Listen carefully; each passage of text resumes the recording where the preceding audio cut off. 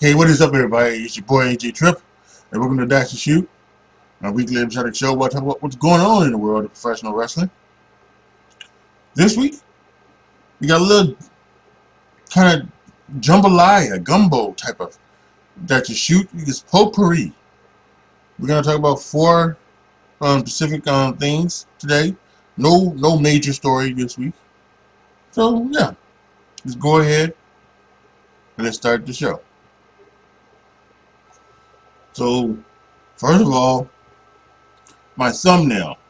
As you can see, I mentioned 4 topics, but only 3 of the topics are shown.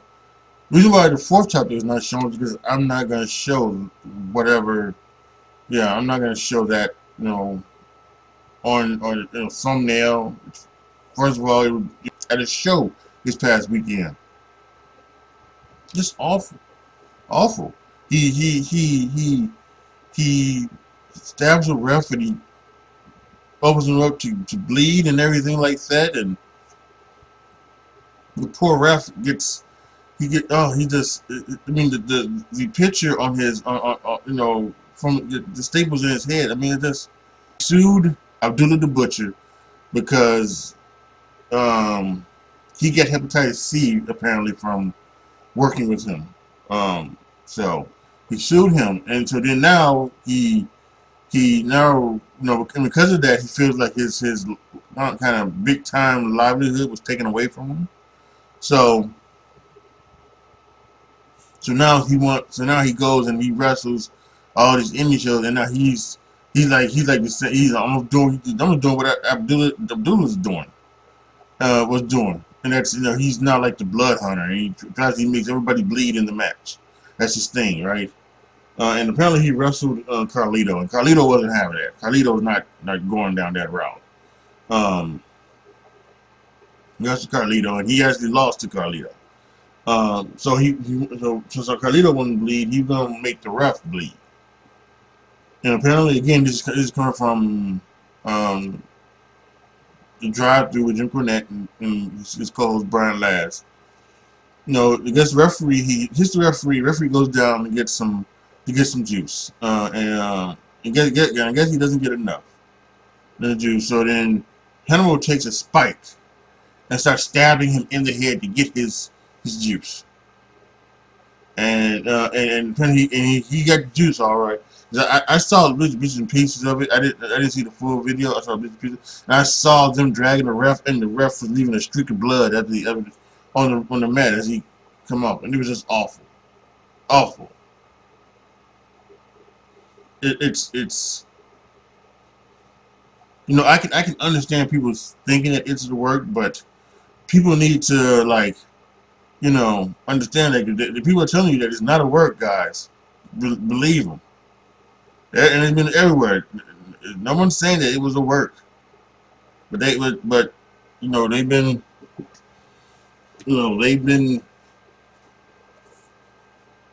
glorified to think that everything in wrestling is work. It's not.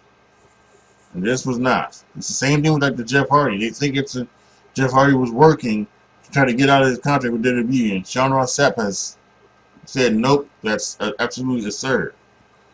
So yeah, this dude is just low down, and he is just early. Because you get in the ring, you're supposed to protect everybody in the ring, not only each other as wrestlers, but even the side wrestlers. If you're going to do something with the ref, if you're going to do something with managers, ring announcers, everything, your job is to protect them, as well as your prior wrestlers. What you're supposed to do. And let's just say, for instance, maybe the referee didn't get and he wanted to get a little bit more juice. There's a way to do that. To do it. Maybe punch the cut. Maybe punch the cut. Maybe or something like that. But and he could do that, and then you can something like that. But or ask the ref to blade again or something like that. And they maybe do the thing where you maybe hit him with this. You know, you would do the thing where maybe the spike would be sticking out, but then maybe when you go up, you could come down with this so that this part doesn't hit the guy, and you go bam, you know, and you go down and you can blade again, or something like that. But just to continue poking and scratching his head, just awful, absolutely awful. And this is one of those things that it's apparently he's just he's a low down, dirty type of dude, in this business, and it's probably time for wrestling organizations and people of all time to stop booking him and just stop working with him, and just like Brian Last mentioned on the podcast. It's there's other ways to make money. You don't need $500 for working with or for him.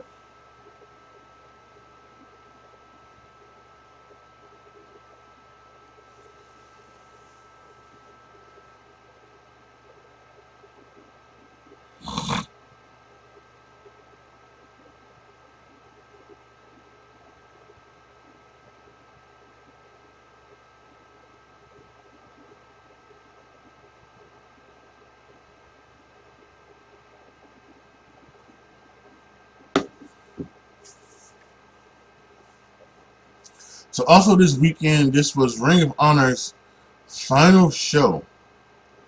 At least in the way it is constructed right now. Final battle happened, and it was some interesting things that happened at that show. Adam Scherr, the former Braun Strowman, now probably known as Titan, appeared. Wesley Blake was also with him. So that was interesting as part of EC3's new group.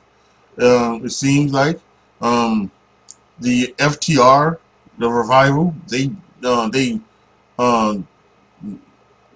jumped in and they beat up on the Briscoes and had a brawl against the Briscoes. So that might be interesting. Maybe you might be seeing the Briscoes going into AEW possibly. And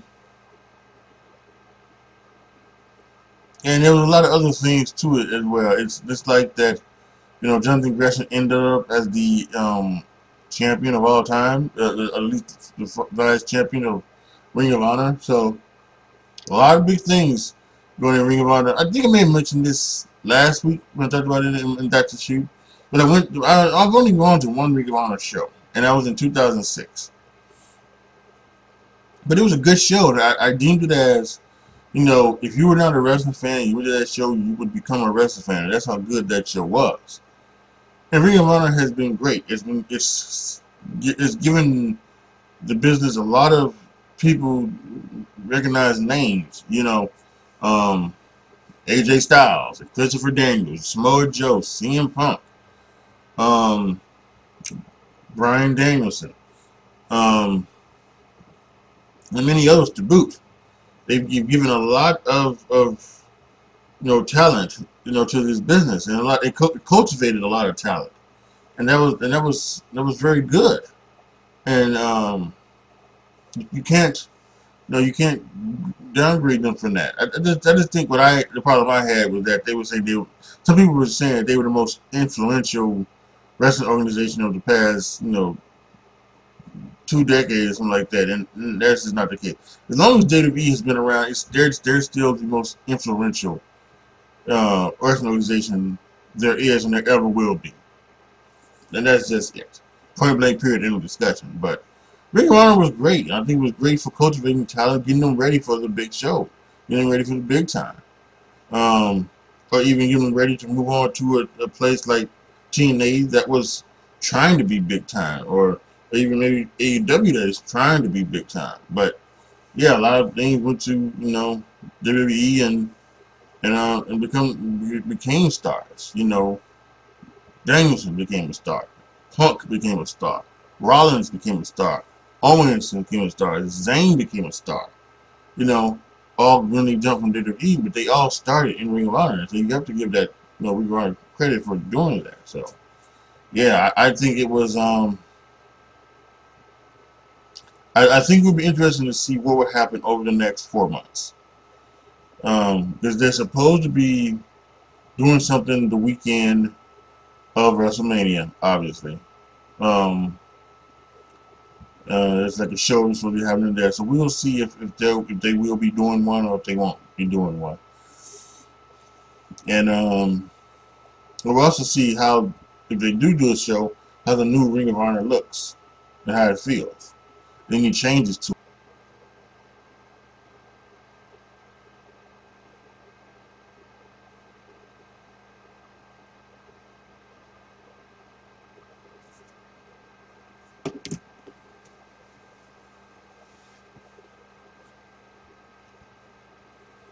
So, an interesting story came out earlier this week. Former WWE referee Mike Chioda seemed to think that there is a split within the McMahon family. And it goes back to Triple H wanting to date Stephanie McMahon. And that, you know, it was one of the reasons why Shane McMahon left WWE. It was one of the reasons why, you know, for a while, it seemed like that Triple H or Stephanie McMahon was going to take over Triple H was going to take over from Vince, and not Shane and not Stephanie, you know, take over the WWE.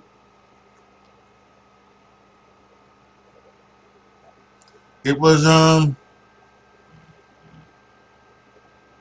very interesting to see what was going on. You know, he claims that, you know, back in the day, you know, Vince Sr., you know, he never wanted his kids or any of his family members to be taking bumps or to be doing or be dating the talent or anything like that. And it came down to it, pretty much everyone did. You know, everyone in the family. Vince took many bumps, took some crazy bumps. Shane has as well. Stephanie taking bumps. Even Linda is taking a couple bumps. So it is what it is. And it's kind of interesting to hear that from the outside, who thinks that the McMahons are split. And see, and like I don't know if that's really the case or not. That just may be what he thinks in his opinion. And yes, and maybe there is some maybe some, I don't want to say jealousy. I don't think it's the right word. But maybe there is some underlying feelings there that maybe Shane is kind of like, well, you know, it should just be me, you know, or something like that, or maybe, you know, in Triple H, you know, maybe he might have an underlying feeling of Triple H only marrying into the family because of this. Maybe he feels that way. I don't know. I don't want to speculate, you know, too much though. But yeah, to me, that doesn't seem like something that happened, because they you know, every time you know, they must put on a brave front, because they always are talking about their family and how good they are and how close they are and things like that. And then, you know, if you remember, we had the thing, last year we had the 25-year anniversary of Triple H on SmackDown, and Vince came out there and did a goddamn monologue on Triple H and something like that. So I'm not sure what exactly it is. So, but hey, it's one man's opinion, and my hope would be that the McMahons aren't split. Like I've said on this channel before, I do not. The WWE should be run by the McMahons. It should not be run by some conglomerate. You know, like what, like, you know, and like WCW was run by Turner. You know, Turner Networks. It shouldn't be done by NBC, by Disney, by anything. It should be ran by McMahon, Stephanie or Shane. You know, Triple H. You know, but you know, by marriage, and then it should be run by the kids, the Shane's boys and Stephanie's girls. Which, by the way, interesting thought. A couple weeks ago, it came out that Stephanie's and Triple H's oldest daughter is training to become a wrestler. So they, she's got the bug. So I think that she'll probably be wrestling in the next couple of years. We'll probably see. And I wonder if they give her a weird name. You know,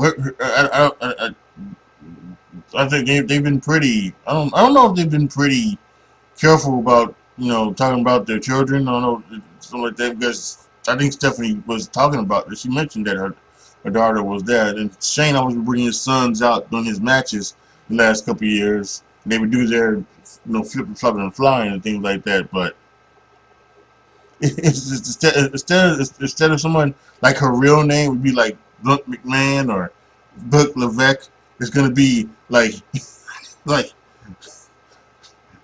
Mary Lane or something like that. Just give it a.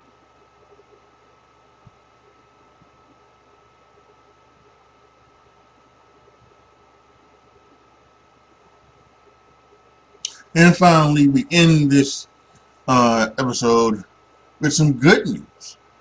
Kevin Owens resigns with the WWE.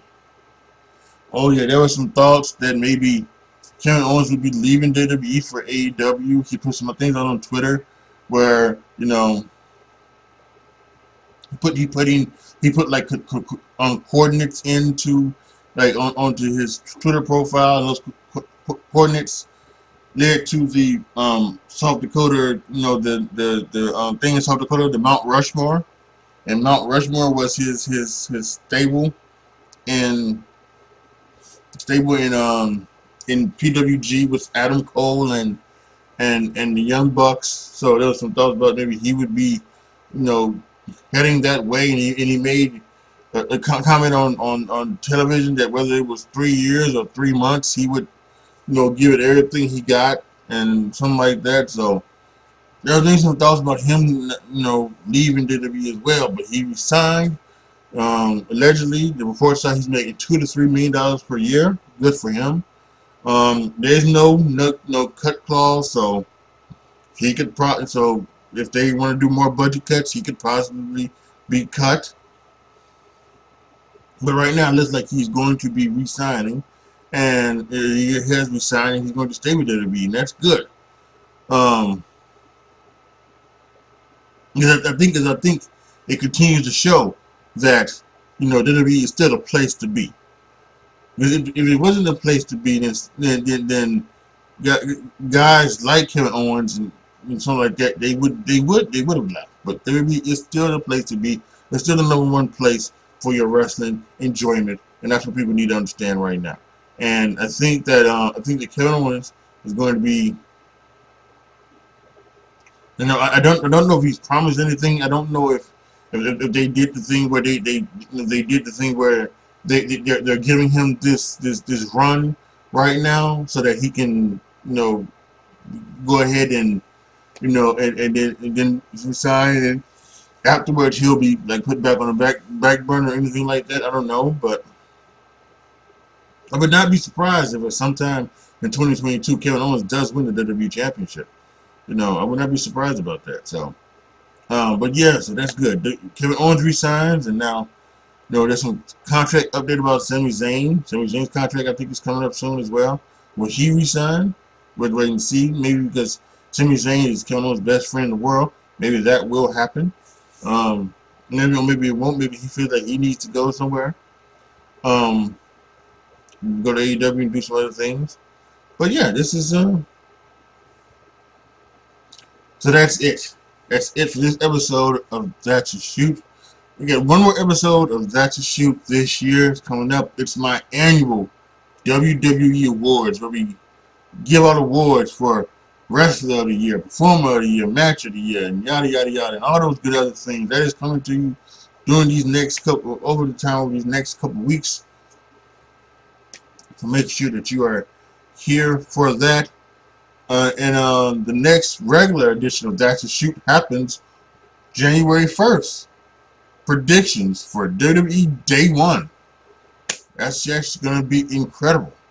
So make sure you guys are here for that, and yeah, we'll get to talking about all those other things on then. But until then, I want you guys to have a safe and happy holidays, a new Merry Christmas and Happy New Year, and all of that good stuff. Post your comments down below. Tell me what you guys think. Tell me what you guys think about any of the topics I cover.